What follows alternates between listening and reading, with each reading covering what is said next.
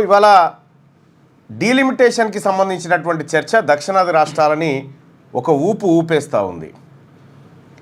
1971 జనాభా ఆధారంగా డీలిమిటేషన్ జరగాలి, లేదు అనంటే మరో 25 ఏళ్ల పాటు ఈ డీలిమిటేషన్ను నిలిపివేయాలనేటువంటి ప్రధాన డిమాండ్ తోటి నిన్న చెన్నైలో స్టాలిన్ నేతృత్వంలో దక్షిణాది రాష్ట్రాల రాజకీయ పార్టీలు మరియు వివిధ రాష్ట్రాల ముఖ్యమంత్రులు పాల్గొనడం జరిగింది. దీంతో పాటు పంజాబ్ ముఖ్యమంత్రి భగవంత్ మాన్ కూడా ఈ కార్యక్రమానికి హాజరు కావడం జరిగింది. అలాగే ఒడిశా మాజీ ముఖ్యమంత్రి నవీన్ పట్నాయక్ కూడా తన సంఘీభావాన్ని తెలియజేసిండు, కానీ హాజరు కాలేదు. ఇక చంద్రబాబు నాయుడు, పవన్ కళ్యాణ్ గారు వీళ్ళు హాజరు కాలేదు. మిగతా వాళ్ళందరూ కూడా అక్కడ హాజరైనట్టు కనిపిస్తూ ఉంది, విత్ జగన్తో సహా. సో వాస్తవానికి డీలిమిటేషన్ పంచాయతీ దక్షిణాది రాష్ట్రాలకు ఒక రకంగా చెప్పాలంటే వీటన్నిటిని ద్రవిడ ప్రాంతాన్నంతా ఒకే వేదిక మీదకి తెచ్చినట్టుగా కనిపిస్తూ ఉంది. సో ద్రవిడ ప్రాంతం మలయాళీలు ఉన్నటువంటి ప్రాంతం, తమిళులు ఉన్నటువంటి ప్రాంతం, కన్నడులు ఉన్నటువంటి ప్రాంతం, తెలుగు వాళ్ళు ఉన్నటువంటి ప్రాంతం, ఇదంతా ద్రవిడ ప్రాంతం. ఈ ద్రవిడ ప్రాంతం ఒకప్పుడు ఒకే విధంగా ఉండేది. తర్వాత భాషా ప్రయుక్త రాష్ట్రాలుగా విడిపోయినటువంటి సందర్భంలో సాధారణంగా ఈ ద్రవిడ ప్రాంతం ఏదైతే డీలిమిటేషన్ విషయంలో లేవనెత్తుతా ఉందో అది న్యాయబద్ధమైనటువంటి అంశం. దాన్ని ఖచ్చితంగా ఎదుర్కోవాల్సినటువంటి అవసరం అయితే ఉంది.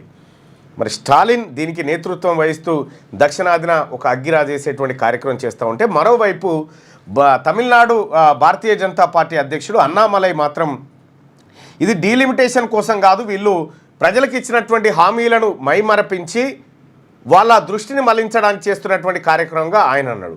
అలాగే చెంబల్లోయ ముఠా ఇది అని చెప్పి బండి సంజయ్ కూడా ఆరోపణలు చేయడం జరిగింది. సో ఏదేమైనప్పటికీ కూడా డీలిమిటేషన్ అనేది 2026లో జరుగుతుంది అనేది పార్లమెంట్లో అనేక సార్లు ప్రభుత్వం చెప్పింది.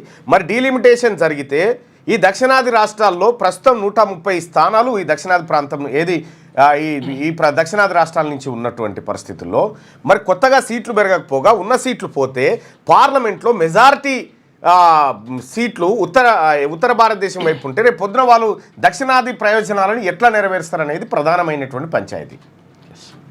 మరి దీనికి దక్షిణాది రాష్ట్రాల పంచాయతీలోకి ఈ అంశం పైన చంద్రబాబు గారు మాట్లాడకపోవడం, పవన్ కళ్యాణ్ గారు మాట్లాడకపోవడం, ఆ తర్వాత ఇంకొక ఇద్దరు కూడా మాట్లాడినట్టు తెలుస్తూ ఉంది. సో వాళ్ళు కూడా దీంట్లో భాగస్వామి అయితే ఈ ఉమ్మడి ప్రయోజనం ఇదంతా ఇక్కడ ఈ ప్రాంతంలో ఇప్పుడు మనం తక్కువ సీట్లు ఉంటే మీరు ఎవరిని అడగలేరు, ఎవరిని ఏం చేయలేరు. కాబట్టి భారతదేశంలో ఒక ప్రభుత్వం ఏర్పడాలంటే ఖచ్చితంగా దక్షిణాది రాష్ట్రాల పాత్ర అనేది అనివార్యంగా ఉండాలి, లేకపోతే ఇక్కడ ప్రాంత ప్రయోజనాలు దెబ్బతింటాయి. సో మొత్తానికి నిన్న చెన్నైలో జరిగినటువంటి కార్యక్రమంలో హాట్ టాపిక్గా మారింది. ఇటు బీఆర్ఎస్ పార్టీ నుంచి కేటీ రామారావు బృందం, అటు కాంగ్రెస్ పార్టీ నుంచి మహేష్ కుమార్ గౌడ్, అలాగే మహేష్ కుమార్ గౌడ్తో పాటు రేవంత్ రెడ్డి గారు కూడా వెళ్ళడం జరిగింది.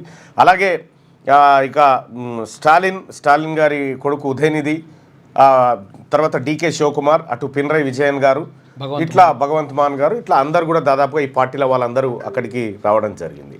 సో మరి అది ఎక్కడికి దారితీస్తుంది? ప్రధానంగా వాళ్ళు చేస్తున్నటువంటి డిమాండ్ డీలిమిటేషన్ ప్రక్రియ చేస్తే మొత్తం పెరిగేటువంటి సీట్లలో 33% సీట్లు దక్షిణాదికి ఇవ్వండి, లేదు అంటే 25 సంవత్సరాల పాటు దీన్ని వాయిదా వేయండి అనేటువంటిది ప్రధానంగా చెప్తున్నటువంటి మాట, ఈ డిమాండ్. సో ఈ అంశం ఇట్లా ఉంటే ఇక అసెంబ్లీలో హాట్గా చర్చ జరుగుతూ ఉంది. బడ్జెట్లో కేటాయింపులు, బడ్జెట్ వ్యవహారం పైన అసెంబ్లీలో విపక్ష నాయకులు ప్రభుత్వాన్ని గట్టిగా నిలదీస్తూ ఉన్నారు. ప్రభుత్వం కూడా సేమ్ టైం గట్టిగా అదే స్థాయిలోనే కౌంటర్ ఇచ్చేటువంటి ప్రయత్నం చేస్తూ ఉంది. ఇది అసెంబ్లీకి సంబంధించినటువంటి అంశం అయితే ఇక లేటెస్ట్ న్యూస్ తెలుగు మరియు ఇంగ్లీష్ అప్డేట్స్ కోసం ఇప్పుడే క్యూన్యూస్ అఫీషియల్ యాప్ని ప్లే స్టోర్ నుండి డౌన్లోడ్ చేసుకోండి. సరికొత్త సమాచారాల కోసం క్యూన్యూస్ వెబ్సైట్ని ఫాలో అవ్వండి. ఛానల్లో ప్రాంతీయ, జాతీయ, అంతర్జాతీయ వార్తలు వీక్షించండి. లైక్ చేయండి.